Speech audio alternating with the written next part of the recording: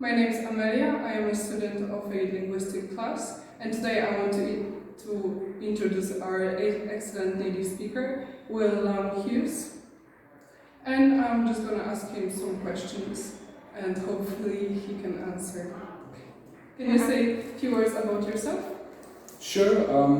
Well, as you said, my name is Willem. I was born in South Africa, so very, very far away from here, of course.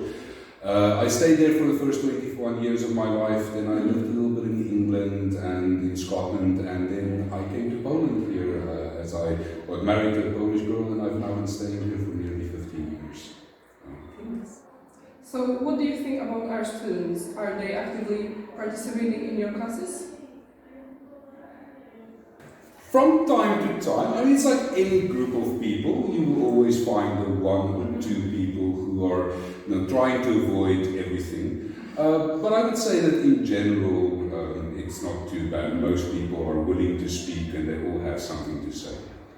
Okay, and maybe the insecure ones or the shy ones? How do you motivate your students to participate in our classes and to speak English? Now, I wish I knew. If I knew the answer of how do you motivate a teenager to do anything, I would not be sitting here. I would be a Nobel Prize winner, living the high life, sitting somewhere on a nice high mountain and just knowing that I know how to motivate people. Unfortunately, it is not like that. However, I've noticed that every single person, if you get close to them, they have something to say.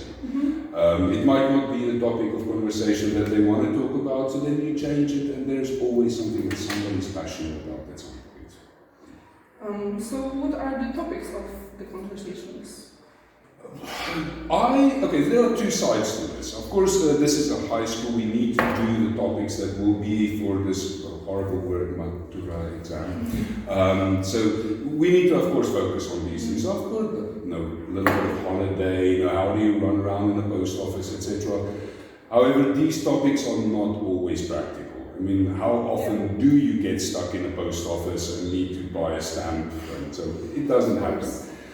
So I have a general rule that there are no taboo topics in my classroom. It doesn't matter what we want to talk about. The reason is we want to talk because, that's what you are there for. You're learning English, mainly to speak, and topics, most likely you will find yourself in the future after school speaking to somebody in a social place, not necessarily, as I said, on holiday or in the post office. So anything can go.